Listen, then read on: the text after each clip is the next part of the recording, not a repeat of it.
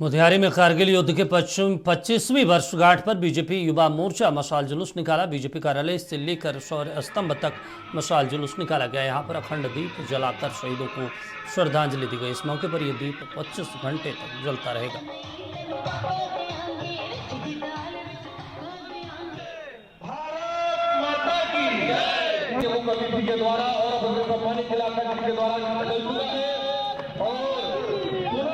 आज कारगिल दिवस के 25 वर्ष, कारगिल विजय के 25 वर्ष पूरे हुए हैं और इस 25 वर्ष के पूरा होने पर देश भर में भारतीय जनता युवा मोर्चा के कार्यकर्ताओं ने उन शहीद सैनिकों के सम्मान में आज अखंड दीप का यहाँ पर प्रज्वलन किया गया है।